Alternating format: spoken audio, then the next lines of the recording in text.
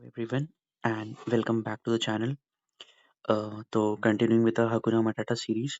तो ये वाला वीडियो बहुत ही स्पेशल एंड बहुत ही यूनिक होने वाला है क्योंकि इस वाले वीडियो में मैं आपको class 9th and class 10th की जो इंपॉर्टेंट न्यूमेरिकल्स है, force, laws of motion, work, power, energy के इंपॉर्टेंट कंसेप्ट्स हो गया, टॉपिक्स हो गया, करंट इलेक्ट्रिसिटी का ऑलरेडी डल चुका है जो पीछे के एनसीईआरटी एग्जाम्पलर सवाल होता है। आपने 71st बीपीएससी बीटी में देखा होगा, इवन एएसओ एंड डीएसओ के पेपर में, कि मोस्टली अब सवाल वो एनसीईआरटी के एग्जाम्पल से पूछ रहे, कॉन्सेप्ट से पूछ रहे, but now they are targeting more numerical part भी।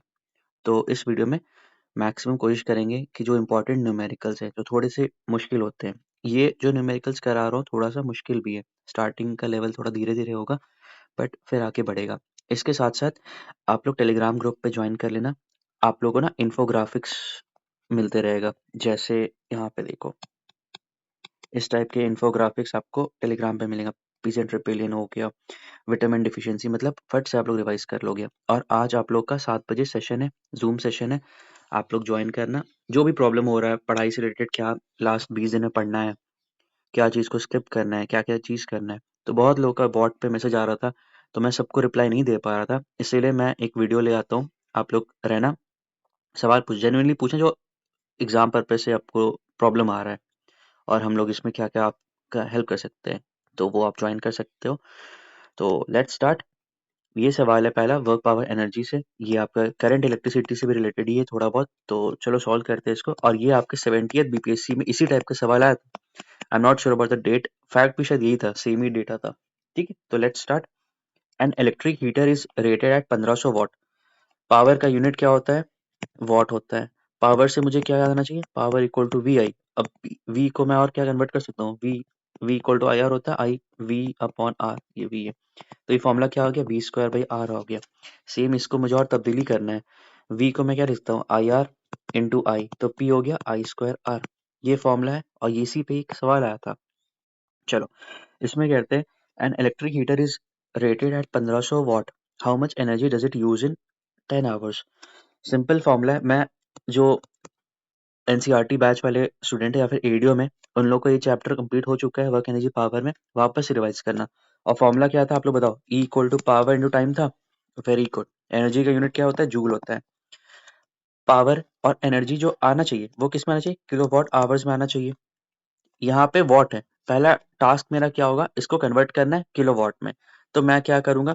1500 वॉट है, इसको अगर किलोवाट में कन्वर्ट करना है तो मैं क्या करूंगा? 1000 से इसको विभाजन करूंगा, 2 से कटा, ये 1.5 किलोवाट आ गया। तो एनर्जी क्या हो जाएगा? 1.5 इंटू आवर्स कितना गिवन है? 10। क्या यहाँ तक समझ में है? तो ये हमारा क्या हो गया? 1.5 इंटू 10, यहाँ से काटोगे 1500 किलोवाट, है ना? ये आंसर आ गया। किसी को प्रॉब्लम नहीं होगा इसमें? ये वाला सवाल आप लोग सॉल्व करना और यहाँ पे कमेंट सेक्शन में आप इसका जवाब देना। Find the energy in kilowatt hour consumed in 10 hours bye 4 devices of power 500 what each. समझ में आया क्या चीज इसमें एक्स्ट्रा करना है? मैं बताऊंगा नहीं, थोड़ा सा बताऊंगा तो फिर ये पूरा आंसर लीक हो जाएगा। ठीक है, ये वाला करके आप आंसर देना। और देखो इसी टाइप का ही लेवल वो पूछने वाले हैं। ये पहला था, थोड़ा सा वार्म अप कर रहे, इजी इजी चल रहे, आगे थोड़ा सा मुश्किल आने वाला है। चलो let's start. Calculate the work required to be done to stop a car of 1500 kg moving at a velocity of 60 kilometre प्रति घंटा। कह रहा है कि क्या वर्क रिक्वायर्ड है, एक कार जो कि गति कर रहा है 60 किलोमीटर प्रति घंटा से, और उसका वजन है 1500 केजी। ठीक है, साइबर ट्रक है, 1500 केजी है। कितना वर्क मैं करूंगा कि वो कार स्टॉप हो जाए? अब देखो वर्क डन क्या होता है? Work done equal to loss of kinetic energy. अगर उसको रोकने में क्या काइनेटिक एनर्जी हो रहा है, यही होता है वर्क डन। काइनेटिक एनर्जी का फॉर्मूला बचपन से पढ़े हो, हाफ एम वी स्क्वायर। अच्छा वी 60 किलोमीटर है, अच्छा कैलकुलेशन है यार इसमें, ठीक है सॉल्व करो। चलो मैथ्स का भी आपका रिवाइज हो जाएगा ना, कैसे फटाफट कैलकुलेशन करते हैं। मास 1500 ऐसे ही रहने दो, 60 किलोमीटर प्रति घंटा है, इसको मीटर पर सेकंड में कन्वर्ट करना है। क्या करोगे? 5/18 से करते हो। अरे बाबा 60 है, मीटर में कन्वर्ट करना है, किलोमीटर को मीटर में कन्वर्ट करने के लिए 1000 से करोगे। आवर्स है, उसको सेकंड में करना है, तो 60 इंटू 60, ये काटोगे तो 5/18 ही तो आएगा। 60 पंजू 300, 300/18 कितना होता है? 18, 18 एकम 18, 6 18 6 18 दूनी 18, 12, 120, 18 पंजे 90, 18 6, 108। ठीक है, 16 और ये 16.67 आएगा। हाँ 16.67 आएगा। ठीक है, कैलकुलेशन ऐसी करो। वेलोसिटी आ गया मेरा इतना, हाफ एम वी स्क्वायर लाना है 16.67 का होल स्क्वायर करना है। चलो हाफ इंटू 1500 इंटू 16.67। देखो 16 का स्क्वायर होता है 256, 16.6 है। 17 का स्क्वायर होता है 289, इन दोनों के बीच में ही होगा। ये मैं बता रहा हूँ, जब आप एग्जाम में करोगे कैलकुलेशन कैसे फटाफट करना है। 16 का देखो स्क्वायर 256 होता है, 17 का स्क्वायर कितना होता है 289 होता है। अब ये दोनों के बीच में ही आएगा, तो इसको एक एग्जैक्ट ले लो, 275 के आसपास ले लो। अब मुझे नहीं पता यार इसका कितना होगा, मैं एक रैंडम ले रहा हूँ। ठीक है, तो 275 लेके चलता हूँ इसको। अब करना आसान होगा, 275 को 15 से मल्टीप्लाई करो, 15 पंजे 75, 15 सत्ते 15 छीक 90, 15 सत्ते 105, 105 17, 112, 11, 15 दूनी 30, 30 और 41, 41 25 और इसको विभाजित करो 2 से, तो 201 के आसपास कुछ आएगा आंसर। ठीक है, और जीरो जितना भी होगा 33300, तो इसको तोड़ोगे तो 2.1 इंटू 10 1 2 3 10 के आसपास आएगा। ये हमारा आंसर क्या है, वर्क रिक्वायर्ड है। तो ठीक है, जूल हो गया। कॉन्सेप्ट सिंपल था, यहाँ पे सिर्फ मैथ्स था। तो मैथ्स कैसे किया आप लोग ने देख लिया ना, कैसे करना था। देखो कुछ नहीं किया, हाफ मास 1500 है, 1500 रहने दिया। वेलोसिटी 60 किलोमीटर प्रति घंटा दिया था, मुझे किलोमीटर पर आवर्स को मुझे मीटर पर सेकंड में तब्दील करना है। तो मैं कैसे करता हूँ, 5/18 से करता हूँ। तो ये 60 इंटू 5/18 किया, तो ये कितना आ गया मेरा 16.67। अब इसको कैसे करना होता है फटाफट देखो, 60 इंटू 5 300, 300 को 18 से विभाजित करोगे। अगर नहीं भी हो रहा तो ऐसे ही करो, 18 दूनी 36, 18 तिया 54, 3 पॉइंट कुछ होगा, 15 से करोगे तो 16 के आसपास आएगा। 16.67 आ गया। अब यहाँ पे देखो 16.67 है, 16 का स्क्वायर 17 का स्क्वायर इन दोनों के बीच में ही होगा। 16 का स्क्वायर 256, 17 का स्क्वायर 289। थोड़ा सा आगे बढ़ो, थोड़ा सा पीछे करो, 275 एक मध्य रेंज ले लो। अब ये हो गया 275 इंटू 15।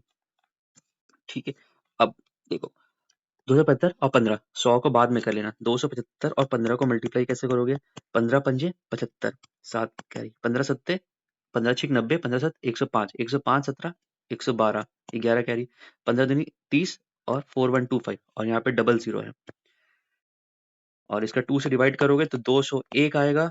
और ये 1 2 3 4 5 इंटू 10 5, तो ये करोगे तो 2 इंटू 2.1 इंटू 10 5 जूल आ जाएगा। तो ये हमारा आंसर आ गया। ठीक है, देखो मुश्किल सवाल है ये सब चीजें, बस इसमें न्यूमेरिकल थोड़ा सा मुश्किल था, कॉम्प्लेक्स न्यूमेरिकल था।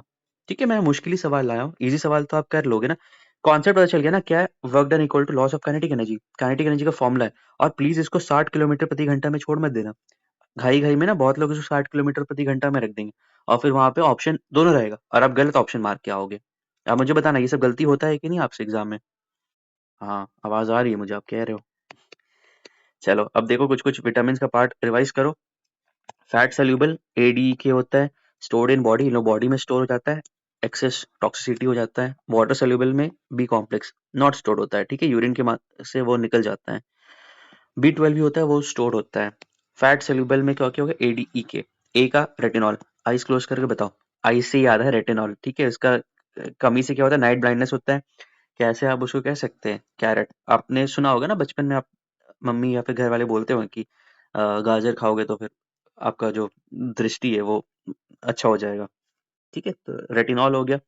Vitamin D calciferol, vitamin D calciferol, calcium इसमें नाम से लग रहा है कैल्शियम। तो इसके कमी से क्या होता है, रिकेट्स, ऑस्टियोमेलेशिया, हार्मोन लाइक होता है। सनलाइट से मिलता है विटामिन डी, ठीक है, सिंथेसाइज इन स्किन। ई से टोकोफेरॉल, स्टेरिलिटी के लिए, ठीक है, इसे कमी से स्टेरिलिटी हो जाता है। वेजिटेबल ऑयल से आप मिल सकता है, एंटीऑक्सीडेंट भी है। आपने कई सीरम देखा होगा ना, जो सीरम आता है उसमें विटामिन ई होता है। जैसे आपके बॉडी में ना बहुत सारे ऑक्सीडेंट्स निकलते रहते हैं, तो वो झुर्रियाँ वगैरह जो होता है, आप देखते होंगे ना बहुत लोगों का स्किन वो ग्लो करते रहता है, क्यों, क्योंकि विटामिन ई का वो कैप्सूल लेते हैं। ठीक है, तो अगर आपको स्किन केयर करना है तो विटामिन ई आप लगाना। विटामिन के हो गया, फाइलोक्विनन हो गया, इसमें क्या होता है ब्लीडिंग। ठीक है, ये इंपॉर्टेंट, विटामिन के ब्लीडिंग और ब्लड क्लॉटिंग में मदद करता है। तो हमारा फैट सोल्यूबल याद हो गया, ADE के। अब आते हैं वाटर सोल्यूबल में। वाटर सोल्यूबल क्या होता है, अरे विटामिन बी, विटामिन सी। ठीक है, विटामिन बी में थायमिन हो गया, B2 हो गया, राइबोफ्लेविन हो गया, B3 नायसिन हो गया, B6 पायरोक्सिन हो गया, B9 फॉलिक एसिड हो गया, B10 कोबोलामिन हो गया। कोबोलामिन से याद होना चाहिए कोबाल्ट। ठीक है, TRNP से मैंने याद किया था, TRNP से, thiamine, riboflavin, niacin, pyridoxine, folic acid, cobalamin. ठीक है, इसका डिफिशियंसी से चिलोसिस होता है। Vitamin B3, niacin, pellagra. आपने कई लोगों का देखा होगा ना, उनके स्किन में ना रैशेस टाइप के इन्फेक्शन टाइप हो जाते हैं, तो वो पेलाग्रा, नायसिन होता है वो। ठीक है, विटामिन B3 की डिफिशियंसी से। और ये PDF मैं आपको टेलीग्राम ग्रुप पे डाल दूंगा। ये सारा इन्फोग्राफिक्स है ना, ये लास्ट जो आपके दिन रहेगा, बहुत काम आएगा। एकदम एक पेजर टाइप का रहेगा, फटाफट उसको देखना, रिवाइज करना। सेम आपको हिस्ट्री का मिलेगा, साइंस का मिलेगा, पॉलिटी, ज्योग्राफी का, सारा चीज का मिलते रहेगा आपको। ठीक है, तो आप टेलीग्राम ग्रुप ज्वाइन करना। टेलीग्राम का देखो डिस्क्रिप्शन में होगा या कमेंट सेक्शन पे आप पिन आपको मिलेगा। ठीक है, तो आप टेलीग्राम ग्रुप ज्वाइन कर लेना। चलो नेक्स्ट सवाल पर आते हैं। अब थोड़ा सा लेवल अपग्रेड हो रहा है। चलो सवाल है, a stone is vertically thrown vertically upward with the initial velocity of 40 metre per second, taking g equal to 10 meter per second square. Find the maximum height reached by the stone. What is the net displacement and the total distance covered by the stone? ये सवाल किसका है? Gravitation का है। हाँ, gravitation का। Gravitation आप लोग फटाफट पहले जो बैच वाले हैं, एडियो वाले और जो NCERT साइंस वाले, फटाफट ग्रेविटेशन का देखना, बहुत ही इंपॉर्टेंट टॉपिक है। इसमें कोर जो थीम्स है ना, बहुत इंपॉर्टेंट है, कोई एग्जाम में आएगा। एक स्टोन है, vertically thrown upward with an initial velocity of 40 metre per second. ठीक है, इनिशियल वेलोसिटी है 40।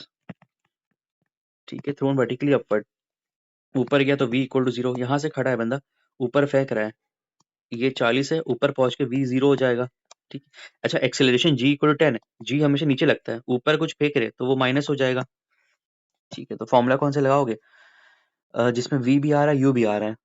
एक ही फॉर्मूला है, v square equal to u square plus 2as या gh, कुछ भी ले सकते हो। ठीक है, v स्क्वायर 0 हो गया, 40 का स्क्वायर यहाँ पे रख दो। अच्छा, एक्सेलरेशन ड्यू टू ग्रेविटी बताओ। हमेशा जी नीचे लगता है, पॉजिटिव होता है, यहाँ पे ऊपर फेंक रहा हूँ तो अगेंस्ट द ग्रेविटी काम कर रहा है। 2 इंटू -10 इंटू एस या एच, जो भी ले सकते हो। ठीक है, तो ये 16, 0 इक्वल टू 1600 -20s, तो s बराबर हो गया 80 मीटर। ठीक है, तो मेरा क्या हो गया? सवाल क्या पूछ रहे हैं?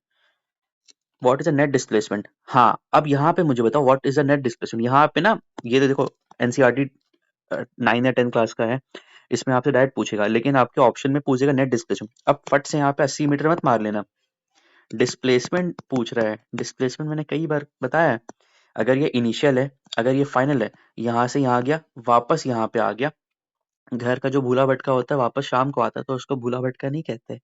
तो डिस्प्लेसमेंट उसका क्या हो जाता है? 0 हो जाता है, क्योंकि वो वापस उधर ही आ गया। तो डिस्प्लेसमेंट कितना हो जाएगा? 0, है ना। और डिस्टेंस कह रहा है, total distance covered by the stone. अब देखो टोटल डिस्टेंस क्या होगा, एक तो ये यूं गया 80 मीटर, अब ये वापस आएगा 80 मीटर से, तो टोटल डिस्टेंस कितना हो गया? 160 मीटर। आप मुझे कमेंट सेक्शन में बताओ कितने लोगों का ये सवाल गलत हुआ है। आई नो ये बहुत लोगों का सवाल गलत हुआ होगा। देखो देखो, सुनो मेरी बात। नेट डिस्प्लेसमेंट कह रहा, नेट डिस्प्लेसमेंट क्या होता है? ये आपका इनिशियल पोजीशन है, ये आपका फाइनल पोजीशन है। यहाँ से आप यहाँ गए, वापस से यहाँ पर आए, तो नेट डिस्प्लेसमेंट तो मेरा 0 हो जाएगा ना। इनिशियल पोजीशन फाइनल पोजीशन तो सेम ही हो गया ना बब्बा। डिस्प्लेसमेंट कब होता है? जब आप इनिशियल पोजीशन यहाँ गए, फाइनल पोजीशन यहाँ पे गए, ये आपका नेट डिस्प्लेसमेंट हो गया। But when your initial displacement and when your final displacement are same, आपका आरंभ और आपका प्रारंभ दोनों सेम ही है, तो आपका डिस्प्लेसमेंट 0 होता है। तभी तो कहते हैं लाइफ का चक्र शून्य है, 0 है। डिस्प्लेसमेंट आप करते हो, आप एक ऐसा अवस्था में स्टार्ट करते हो अपना जीवन जहाँ पे आपको कुछ नहीं आता है, और जब आपका जब अ, प्राण निकलेगा उस वक़्त भी आप उसी अवस्था में रहोगे जब आपको कुछ नहीं आएगा। तो यही डिस्प्लेसमेंट है। थोड़ा फिलोसॉफिकल बातें भी हो गया है। खैर, लोगों को मज़ा भी आता है ये सुनने में। ठीक है, तो नेट डिस्प्लेसमेंट समझ में आ गया, टोटल डिस्टेंस समझ में आ गया। टोटल डिस्टेंस डिस्टेंस क्या हुआ? 80 मीटर में ऊपर गया, 80 मीटर में नीचे आया, तो टोटल डिस्टेंस हो गया 160 मीटर। चलो नेक्स्ट सवाल पर आओ, ये सॉर्टेड। नेक्स्ट सवाल पर आओ, calculate the force of gravitation between the earth and the sun given that mass of the earth is 16 to 10 or 24 kg and sun is इतना एवरेज डिस्टेंस। बाप रे, बहुत बड़ा कैलकुलेशन होने वाला है। फॉर्मूला तो पहले लिखो, F equal to G m1 m2 upon में r स्क्वायर, ये फॉर्मूला है। ग्रेविटेशन प्लीज, अभी मैं बोल रहा हूँ, प्लीज अच्छे से वीडियो आज फिर देखना, बहुत इंपॉर्टेंट टॉपिक है ये। फोर्स निकालना है, इतना इतना गिवन है, चलो करते हैं। जी का वैल्यू कितना होता है 6.67 इंटू 10⁻11 लिख दो as it is. Mass of the earth 6 into 10⁻24 given है। Mass of sun 2 into 10⁻30 R square है। एवरेज डिस्टेंस है इतना 1.5। अरे इसका मतलब ऐसे होता है देखो, ये एक सन है, ये अर्थ है, इसका कुछ मास m1 है, इसका कुछ मास m2 है, इन दोनों के बीच का डिस्टेंस जो है, तो फोर्स ऑफ अट्रैक्शन कितना होगा, दोनों कितना पास आएंगे, वो होता है मेरा फोर्स ऑफ ग्रेविटेशनल फोर्स। ठीक है, एवरेज डिस्टेंस है इतना, आर स्क्वायर करो 1.5 इंटू 10⁻11 का होल स्क्वायर। चलो सॉल्व करते हैं। पहले ये वाला पार्ट को सॉल्व करो। 6 दूनी 12, 12 छिक 72, 72 छिक 78, 78 के आसपास आएगा, 78 और 2 80, ये 80 आ गया। अरे समझ में आया ना कैसे कैलकुलेशन किया हो मैं, 6.67 इंटू 6 करोगे तो 39 के आसपास कुछ आएगा, और 39 2 से करोगे तो वही 79 80 के आसपास आएगा। अब ये 24 और ये 30 दोनों को ऐड करो, 54, 54 माइनस 11 ये आता है ना, ये माइनस 11 है, प्लस 24 है, प्लस 30, 54 माइनस 11 कितना होता है 43 होता है, तो मैंने इसको ऊपर 10⁻43 लिख दिया। यहाँ में किसी को कमी नहीं, प्रॉब्लम नहीं है। 1.5 इंटू 10⁻11 का होल स्क्वायर, 1.5 का होल स्क्वायर 15 का स्क्वायर कितना होता है 225, तो ये 2.25 इंटू 10⁻22 हो गया। 100 करोगे 25, ये 25 चौक 25 निम, 9 निम 81, 9 चौक 36। ठीक है, मतलब 3.5 के आसपास कुछ आएगा, और ये इसको सॉल्व करोगे 23 ऊपर गया, ये 21 और ये 2, तो 10/22 जूल के आसपास आएगा। क्या निकालना है मेरे को, फोर्स निकालना है, न्यूटन। समझ में आया कैलकुलेशन कैसे फास्ट करना है आपको। यहाँ पे मैथ्स था पूरा, फिजिक्स तो खत्म हो गया, फिजिक्स बस ये था, अब ये आपका मैथ्स है। एक तरह से समझो साइंस और मैथ्स दोनों आपका चल रहा है। कैसे मैंने किया ये देखो, फोर्स इक्वल टू 6.67 इंटू -11 हमने जी लिखा, मास हमने 6 इंटू 10⁻24 लिखा क्योंकि दिया था इसीलिए हमने लिखा। मास उस है 2 into 10⁻30, average distance between two bodies इतना 1.5 इंटू 10⁻11 का होल स्क्वायर, तो हमने इसको वही किया 80 इंटू 10⁻43, ये कैसा है, अच्छा ये 6 इंटू 6 12, 12 6 72, और ये 79 पॉइंट यानी 80 इंटू 10⁻43। ये समझ में आ गया कैसे हुआ, 30 प्लस 24 54, 54 माइनस 7 43, ये मैंने लिखा 1.5 इंटू 10⁻11 का होल स्क्वायर 2.25 इंटू 10⁻22 हुआ। अब ये दोनों सॉल्व करोगे तो आंसर हमारा ये आ जाएगा, ये पे मिला लेना। ठीक है, आप लोग का आंसर क्या आ रहा है, मैं तो ऐसे ही उड़ाया हूँ, ऑप्शन देख के तो वो हो जाता है, यहाँ पे तो ऑप्शन मेरे पास नहीं है, और मैं ऑप्शन वो आंसर वाला सोल्यूशन लेके नहीं बैठा हूँ, तो एक बार क्रॉस चेक कर लेना। ठीक है ना, कि 22 है कि 21 है, ठीक है, मैं उड़ाया हूँ बस इसमें। चलो वापस से कुछ कुछ इंपॉर्टेंट चीजें देखो, अब हिस्ट्री की बारी है, हिस्ट्री का कुछ सवाल करा देता हूँ। यहाँ से important Sannyasi Fakir rebellion is very important 1763 to 1800। आपसे पूछेगा रीजन कौन सा है, बंगाल वाले रीजन में। इमीडिएट कॉज था रेवेन्यू आफ्टर फमाइन, ठीक है, फमाइन के बाद वो लोग से पैसा ले रहे थे। ठीक है, early peace and religious revolt है। Paika rebellion is important 1817। Direct location पूछता है ना, आप लोग को याद होगा ये क्या कहते हैं, घटना चक्र में देखोगे तो वो ट्राइबल वाला या पीजेंट वाला लिखा है, पाइका यहाँ पे रीजन है, मोपला यहाँ पे रीजन है, इंडिगो यहाँ पे रीजन वाइज है, वो क्रोनोलॉजी ऑर्डर से मैच करना होता है, ए का 4 बी का 4, तो इस टाइप का है। तो ये सब ना वन पेजर टाइप का आप लोगों को टेलीग्राम ग्रुप पे मिल जाएगा, तो टेलीग्राम ग्रुप आप लोग ज्वाइन कर लेना, आपको ये सारा चीजें मिलते रहेगा। इंडिगो रिवोल्ट, ठीक है, ये प्रीकर्सर कई बार लोग कहते हैं कि चंपारण के लिए, और इंडिगो से तो आपको याद आना चाहिए। इंडिगो से आप लोग को क्या याद आ रहा है, अभी जो प्राइस हाइक चल रहा है, airline sector is very important. ठीक है, पबना मूवमेंट, ठीक है, एयरलाइन सेक्टर से ना एक बार सवाल भी आया था BPSC if I am not wrong, 78 में आया था वो, जो नेपाल में क्राइस हुआ था, यति एयरलाइंस से हुआ था। ठीक है, तो एक बार थोड़ा सा देख लेना, जो भी करंट रिलेटेड न्यूज चल रहा है ना, वो आप एक बार देख लेना। ठीक है, डेक्कन रिवोल्ट 1875, ये टाइमलाइन पूछा है, ये यूपीएससी सीडीएस में भी सवाल आया डेक्कन रायोट्स का 1875। एका मूवमेंट 1921-22, उत्तर प्रदेश वाले भी मदारी पासी करके जो थे लीडर थे उनका था। मोपला रेवरी 1921, बरदोली सत्याग्रह 1928, वल्लभ भाई पटेल। तेभागा मूवमेंट 1946, तेभागा मूवमेंट का इतना सारा है। ठीक है, क्रोनोलॉजिकल ऑर्डर सन्यासी फकीर चुआर पाइका रिबेलियन। ठीक है, चुआर कौन सा था 1766, दो फेज में हुआ था, और 1795 में हुआ था, इसमें नहीं दिखा हूँ शायद, अच्छा लिखा तो हूँ चुआर रिबेलियन 1766 और 1795। ठीक है, बंगाल वाले एरिया में दुर्जन सिंह, ये जो जेपीएससी वाले होंगे उनको पता होगा ये चीज।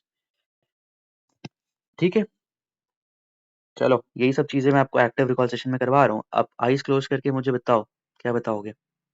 आप मुझे बताओ विलिंगडन के टाइम पे क्या क्या काम हुआ था। ठीक है, आपने ये बता दिया मुझे, कमेंट सेक्शन में बताना। अब आप हमें बताओ उम, क्या बताओगे? हाँ, बताने से मुझे याद आया, आप मुझे पूरा कार्डियोवास्कुलर सिस्टम समझाओ, क्या-क्या होता है कार्डियोवास्कुलर सिस्टम में? एंटीरियर पोस्टीरियर वेना कावा, ठीक है? यहाँ से लंग से अगर आ रहा है, तो किस साइड आ रहा है? ठीक है? एओर्टा क्या होता है?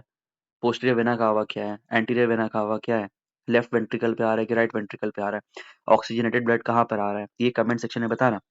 ऐसे एक्टिव रिकॉल करते हैं, छोटे-छोटे चीज़ को पकड़ो, जो चीज़ आ रहा है, जैसे मेरे को अचानक से याद आ गया, तो ऐसे ही आप पकड़ो कोई भी चीज़ को और उसका पूरा एक्टिव रिकॉल करो। सोचो, समझो कि मेरे को याद आ रहा है कि नहीं? कल सर ने पॉलिटी कराया था, तो मुझे गवर्नर का सारा चीज़ याद आ रहा है कि नहीं? गवर्नर एक लिंचपिन की तरह है, उसे गवर्नर का आर्टिकल फट से याद आ जाना चाहिए। मुझे एफडी का 51 के अंदर जितना भी है, सारा चीज़ याद आना चाहिए। ऐसे एक्टिव रिकॉल करना, कोई भी चीज़ पढ़ रहे हो उसको बाई आइज़ क्लोज़ करो और उसको एक्टिव रिकॉल करो। चलो, नेक्स्ट सवाल पर आओ। यार ये लेवल अपग्रेड हो रहा है। An athlete completes 1 round of circular track of diameter 200 metre in 40 second. एक एथलीट है, वो एक round of circular track diameter 200 metre है, वृत्त त्रिज्या 200 मीटर है, तो रेडियस कितना हो गया? 200 बटे 2, 100 मीटर इसका रेडियस हो गया त्रिज्या। एन एथलीट कंप्लीट्स 1 राउंड, एक राउंड कंप्लीट करता है circular diameter of 200 metre in 40 second. What will be the distance covered and the displacement at the end of 2 minute 20 second? ठीक है, सरकमफेरेंस का फॉर्मूला बताओ। अब ये तो हो गया, इसका परिमाप कितना होगा? सरकमफेरेंस, सरकमफेरेंस का फॉर्मूला आपने बचपन में पढ़ा होगा, 2 पाई आर, 2 इंटू पाई, आर कितना हो गया? 100, 200 पाई, पाई का वैल्यू 3.14, 628 हो जाएगा ना, फिर 628 मीटर आपका सरकमफेरेंस हो गया। ठीक है, an athlete covers complete 1 round of circular track of diameter 200 metre in 40 second. देखो, एक राउंड कंप्लीट कर रहा है वो 40 सेकंड में। What will be the distance covered and the displacement at the end of 2 minute 20 second? 2 minute 20 second का मतलब 2 minute मतलब 120 सेकंड प्लस 20 सेकंड 140 सेकंड। तो 140 सेकंड में कितना करेगा? ये तो सिंपल यूनिटी मैथड है ना। 140 को 40 से विभाजित करो, 43 या 120, 200, 3.5, तो 3.5 राउंड कंप्लीट करेगा 140 सेकंड में। ये समझ में आया कैसे हवा में उड़ाया हूं मैं? देखो, सवाल है, एक एथलीट है, उसने एक round of a circular track, आप दौड़ने जाते हो तो एक सर्कुलर ट्रैक होता है, ठीक है? कह रहा है कि 200 मीटर का इसका डायमीटर है, तो रेडियस कितना हो जाएगा? ये रेडियस होता है, 100 मीटर का रेडियस हुआ। तो सरकमफेरेंस का फॉर्मूला क्या होता है? 2 pi into R, 2 into 3.14 into radius 100। तो ये मेरा आ गया सरकमफेरेंस 628 मीटर। अब ये कह रहा है एक राउंड वो 40 सेकंड लेता है, एक राउंड 40 सेकंड में, तो कितना राउंड वो लेगा 140 सेकंड में? 140 सेकंड में तो ये कितना 3.5 राउंड लेगा। यहाँ तक पिक्चर पूरा क्लियर हुआ? अब टोटल डिस्टेंस निकालना है, तो टोटल डिस्टेंस क्या हो जाएगा? Total distance will be 3.5 round into circumference कितना है? 628। अब यार सॉल्व करो इसको, ठीक है? सॉल्व कर लेना कितना आएगा। तोड़ देता हूँ इसको, फिर इसको 10 नीचे लो, 5 इंटू 7 इंटू 628, इसको 625 इंटू 5, 3125, 3125 लिख सकते हो, इंटू 7, 3125 इंटू 7, 7 पंजे 35, 7 14 17, 7 एकम 8, 7 21, 21 8 7 5, मतलब ठीक है, मोरलेस 21,900 के आसपास कुछ आएगा। ठीक है, 2190 मिला लेना। ठीक है, मैं देखो कैलकुलेशन ऐसे ही करता हूँ। ठीक है, 628 है ना, इसको 625 ले सकता हूँ, क्योंकि 5 इंटू 625 का कैलकुलेशन मुझे याद है, मुझे 3125 एग्जैक्ट याद है। आपका टास्क क्या है? मुझे 11 से लेके 30 तक का स्क्वायर और क्यूब याद होना चाहिए। आज मैं जो लाइव क्लास है 7 बजे, लाइव क्लास मतलब डिस्कशन वो वाला है, बस आप लोग से मैं पूछूंगा, 4-5 लोग से तो मैं पूछूंगा, सुदीप से पूछूंगा, पल्लवी से पूछूंगा, और अमन से पूछूंगा, और रानी से पूछूंगा, और 4-5, 5 6 7 8 9 लोग जितने लोग हैं, ठीक है, सबसे मैं पूछूंगा। तो ये स्क्वायर क्यूब टिप पे होना चाहिए। ठीक है, 11 से 30, और कुछ कुछ फॉर्मूला है, और जो कार्डियोवैस्कुलर सिस्टम हो गया वो पढ़ के आना, circulatory system, respiratory system, digestive system, peasant rebellion, ठीक है, ऐसे ही एक्टिव रिकॉल करना है सारी चीजें। समझ में आया? ए टू जेड तक पूरा याद है ना? रीजनिंग सॉल्व करते हो तो कैसे करते हो? एम का यूनिट डिजिट कितना है? 13 है। एन का कितना है? 14 है। टी का कितना है? एस का कितना है? ये सब टिप पे होना चाहिए। एग्जाम ऐसे ही निकलता है, जितना ज्यादा आप फास्ट ये सब चीजें करोगे उतना होगा। 20 दिन है, पूरा अपना टाइम इन्वेस्ट करो। आज इस पे डिस्कशन करेंगे, बट आप लोग समझ रहे हो ना कैसे करना है? चलो कुछ कुछ कराता हूँ रिवाइज। क्या ये governor general? Battle of Plassey किसके टाइम पे हुआ था? बैटल ऑफ प्लासी हमारा हुआ था रॉबर्ट क्लाइव के टाइम पे, ठीक है। ब्रिटिश विक्ट्री हुआ था, Mir Jafar installed 1757। Battle of Buxar 1764, no governor general, Hector Munro के कमांडेंट पे हुआ था। Treaty of Allahabad 1765, just Buxar के बाद treaty of Allahabad. First Mysore war का टाइम इंपॉर्टेंट है, 1767 टू 1769। ये बहुत लोगों को कंफ्यूजन होता है। कंफ्यूजन क्या, कम भूल जाते हैं। ट्रीटी ऑफ मद्रास से उसका रिजल्ट हुआ था। सेकेंड मैसूर वॉर 13 साल के बाद हुआ था, 1767 से 1780 में। वॉरेन हास्टिंग्स के टाइम पे आ गया था। वॉरेन हास्टिंग्स से क्या क्या उसका उसने काम किया था, क्या क्या उसके फीचर्स है, सब बताओ कमेंट सेक्शन पे। ट्रीटी ऑफ मैंगलोर इसके टाइम पे हुआ था। थर्ड मैसूर वॉर 1790 से 92 कॉर्नवालिस के टाइम पे हुआ था। Treaty of Srirangapatnam, Tipu Sultan loss a territory. क्या टीपू सुल्तान थर्ड मैसूर वॉर से उनका इंतकाल हुआ था या फोर्थ से हुआ था? फोर्थ से हुआ था। 1799 में वेलेस्ली, वेलेस्ली के टाइम पे क्या क्या था? वॉरेन हास्टिंग्स के टाइम पे क्या क्या था? रिंग फेंस पॉलिसी किसके टाइम पे था? First Anglo Maratha war 1775 to 1782 Warren Hastings के टाइम पे। ट्रीटी ऑफ सेल्बाई 1802, याद होना चाहिए सब पूरा टाइमलाइन आपको याद होना। सॉरी 1782 है treaty of Salbai. Second Anglo Maratha war 1803 1805 Wellesley के टाइम पे। ब्रिटिश वहां पे जीता था तो उसका सुप्रीमेसी था पूरा। Third Anglo Maratha war 1817 to 1818 Hastings के टाइम पे, पेशवाशिप अबॉलिश्ड। सेम ऐसी first Anglo Sikh war 1845-46 Hardinge के टाइम पे। ये तो एचडी से मैंने याद किया, हार्डिंग हो गया। और उसके बाद डलहौजी। सिंध 1843 में एलन बोरो के टाइम पे हुआ था, ठीक है। असम आनेस्ट के टाइम पे। ये पूछा है पीवाईक्यू, ठीक है। बहुत लोगों को सिंध तो याद होता है, एलन बोरो। असम याद नहीं होता है। आनेस्ट, अवध, डलहौजी। तो यही सब चीजें, यही सब आपको इन्फोग्राफी के 1 पेज टाइप का नोट्स है, आपको टेलीग्राम ग्रुप पे मिलेगा। आप टेलीग्राम ग्रुप ज्वाइन कर लो, फटाफट रिवीजन ऐसी होगा। चलो इसमें कुछ कुछ न्यूक्लियर प्लांट्स देख लो कौन कौन से हैं। कायगा कहाँ पे? कर्नाटका में। तारापुर महाराष्ट्र। काकरापार गुजरात। रावतभट्टा राजस्थान। नरोरा उत्तर प्रदेश। मद्रास में क्या? कलपक्कम। कुंडनकुलम कहाँ पे? तमिलनाडु में। ठीक है। फास्ट ब्रीडर रिएक्टर क्या होता है, सब चीजें याद होना चाहिए। चलो एक और सवाल सॉल्व करते हैं। सवाल क्या कह रहा है? A motor boat starting from rest on a lake accelerates in a straight line at a constant rate of 3 meter per second square for 8 seconds. How far does the boat travel during this time? क्या कह रहा है? एक motor boat है जो start करता है rest से, accelerate in straight line at how far does the, ठीक है करते हैं solve. Starts from rest, you 0 है, एक्सेलरेशन कितना है? 3 मीटर पर सेकंड स्क्वायर है, टाइम है 8 सेकंड है। How far does the boat, velocity है काम, फाइनल वेलोसिटी का काम नहीं है। कौन सा फॉर्मूला लगाऊं मैं, बताओ। एस वाला लगाता हूँ, S equal to u t plus half a t square. U cancel, 0 half, acceleration कितना है? 3, और टाइम कितना है? 8, 8 दूनी 64, तो 32 या 96 मीटर, ठीक है। 96 मीटर हमारा आंसर आ गया। How far does the boat, हाँ यही तो पूछ रहे हैं। 96 ही होगा ना, कैलकुलेशन किया और 32, हाँ ठीक है भाई। चलो चलो थोड़ा सा मैथ्स कर लो, बहुत हो गया। साइंस पढ़ लिया आप लोगों ने, हिस्ट्री पढ़ लिया, अब आओ थोड़ा मैथ्स पढ़ाता हूँ। कोई लोग पूछ रहे थे कि सिंपल इंटरेस्ट एसआई भी करा दीजिए, तो खैर वो आएगा। देखिए थोड़ा समय का है, मशरूफियत है थोड़ा, बट मैं बिल्कुल कोशिश पूरा कर रहा हूँ। और बाकी सर लोग भी है, वो लोग भी आप लोग के हर दिन एक्टिव रिकॉल सेशन ले रहे हैं, कुछ ना कुछ हो ही रहा है। तो आप लोग अपने एंड से ही पढ़ते रहिए, और बाकी यहाँ से तो आती रहेगा इनपुट्स, ठीक है। चलो सवाल है, simple interest on a sum for 8 साल is 3/5 of the sum. Simple interest on a sum for 8 is 3/5 of the sum. अरे सिंपल, सो कैसे करोगे? 3/5 ऑफ सम, सम अगर मेरा, ये तो फॉर्मूला, अच्छा पहले रिवाइज कराता हूँ। सिंपल इंटरेस्ट का फॉर्मूला क्या होता है? P into R into T upon 100, ठीक है। अमाउंट होता है सिंपल इंटरेस्ट माइनस प्रिंसिपल, मूलधन। साधारण ब्याज होता है सिंपल इंटरेस्ट, ये मेरा मूलधन हो, और ये मेरे को कितना मिल रहा है राशि, ठीक है। अमाउंट क्या होता है? सिंपल इंटरेस्ट माइनस प्रिंसिपल, ठीक है। अब देखो ये सवाल कह रहा था simple interest on a sum for 8 years is 3/5 of the sum.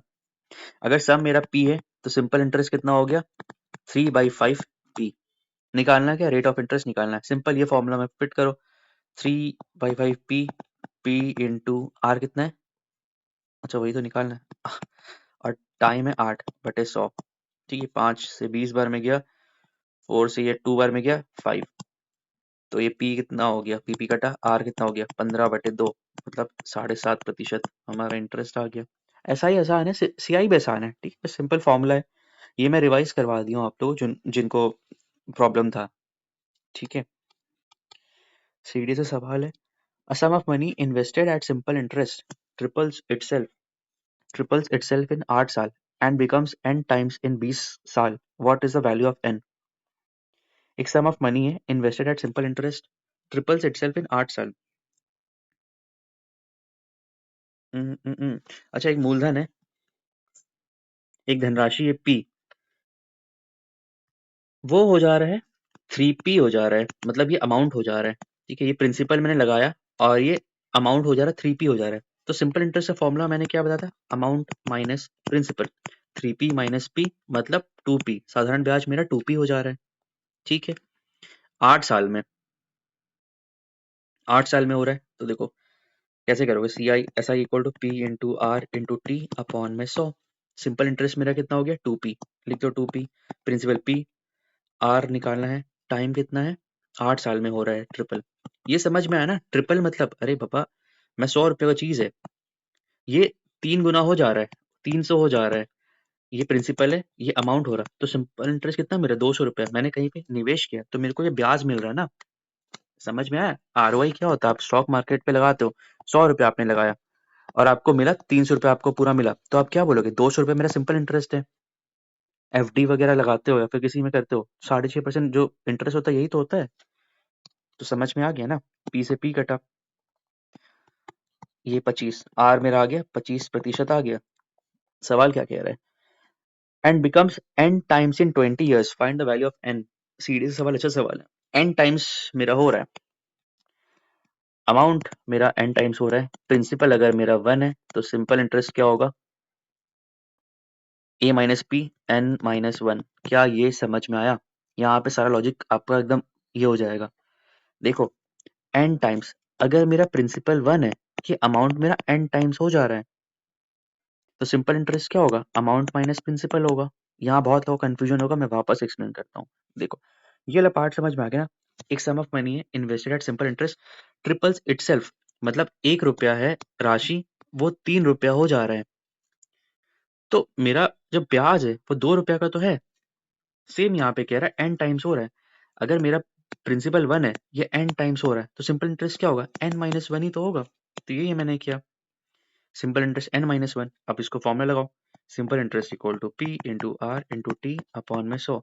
Simple interest हो गया एन माइनस 1, प्रिंसिपल कितना है 1, अरे 1, आर तो अभी निकाले थे 25%, और टाइम कितना है 20 साल, 20 अपॉन में 100, 25 चौक 4 पंजू, तो n माइनस 1 इक्वल टू 5, तो n इक्वल टू 6 years। समझ में आया कैसे करते हैं, सिंपल सवाल था, थोड़ा सा क्या बोलते हैं, इजी सवाल था, मतलब ज्यादा मुश्किल नहीं था, बस सिंपल वही लगाना, simple interest equal to P into R into T by 100, amount equal to simple interest minus principal. Maximum सारा सवाल इससे बन जाएगा। ठीक है, तो इसको अच्छे से प्रैक्टिस करो आप। जो न्यूमेरिकल्स इंपॉर्टेंट थे मैंने करा दिया आप लोगों को, और बहुत सारे न्यूमेरिकल्स होंगे, और जो कॉन्सेप्ट होगा मैं एक्टिव रिकॉल सेशन में करवा दूंगा। और आज आप लोग 7 बजे 7 PM, ठीक है, 1900 आवर्स में आप लोग आना, टेलीग्राम ग्रुप ज्वाइन कर लेना, जूम का लिंक वहीं पे मिलेगा, क्योंकि आज बहुत लोग आने वाले, 100 मैक्सिमम कैपेसिटी होता है, उसके बाद एंटरटेन नहीं करता है वो, तो first come first service basis पे रहेगा, आप लोग उसमें ज्वाइन करना। और वैसे मैं रिकॉर्डिंग वो ऑन कर दूंगा, तो यूट्यूब पे भी वो बाद में डाल दूंगा कल या परसों उसको। बट जिसको जो जेन्युइन क्वेरीज होगा आप यहाँ पे एड्रेस कर लेना, पूछ लेना क्या क्या पढ़ना है, कैसे क्या करना है, और आगे क्या बेहतर हम लोग कर सकते हैं, 15-20 दिन जो बचा है उसमें क्या क्या चीज़ इंपॉर्टेंट है। देखो मैथ्स वाला हकुना मटाटा सीरीज में परसेंटेज पूरा कंप्लीट कर लो, प्रॉफिट एंड लॉस पूरा कंप्लीट कर लो, रेशियो प्रोपोर्शन करो। यहाँ पे एसआई का थोड़ा सा मैंने करवा दिया, सेम सीआई हो गया, टाइम एंड वर्क हो गया, ये सब चीज़ मैं कराते रहूँगा हल्का हल्का, तो वो सब भी देखते रहना। एक्टिव रिकॉल सेशन चल ही रहा है, टेलीग्राम ग्रुप ज्वाइन करना, ऐसा जो इन्फोग्राफिक्स है, जो ये सारी चीज़ है, ये सब मैं डालते रहूँगा। और अच्छे से पढ़ाई करो, अब क्या बोलूँ मैं इसमें, बस मेन पढ़ाई करने से सारा चीज़ हो जाएगा। जो भी बैगेज वगैरह है उसको लेके मत चलो, यहाँ से बेहतर जाएगा आपका एग्ज़ाम। बहुत लोगों ने पढ़ाई छोड़ दिया है, एडीओ का स्टार्टिंग में जो क्रेज़ था वो लोगों का खत्म हो गया। स्टार्टिंग में जोश था कि यार ये 71st नहीं निकला है तो अब एडीओ करना है, बट उसके बाद इवेंचुअली बहुत लोगों ने हिम्मत हार दिया है, वो बहुत लोग छोड़ दिए। आप अभी तक टिके हो ना, आप इवेंचुअली आप ओवरकम भी कर लोगे और वो रेस को आप जीत भी जाओगे। जस्ट अभी 15-20 दिन का जो है हर्डल है उसको एकदम खत्म करो और पूरा अच्छे से लग जाओ। तो आप लोग पूरा कन्विंस हो गए या फिर मुझे और बोलना है? आई होप हो गए होगे। ठीक है फिर आप लोग जुड़ना 7 बजे, हम लोग बात करते हैं, बहुत सारी बातें करेंगे और पढ़ाई करिए। ठीक है, ये वीडियो आप लोग ने देख लिया और बाकी जो भी चीज़ है लूसेंट को एकदम अब रटना स्टार्ट करिए। मैथ्स का फॉर्मूला देखिए बार-बार, टाइप वाइज़ देखिए उसको और बस पढ़ाई करिए। ठीक है देन, मिलते हैं फिर नेक्स्ट वीडियो में, तब तक के लिए खुश रहिए, मुस्कुराते रहिए। जय हिंद।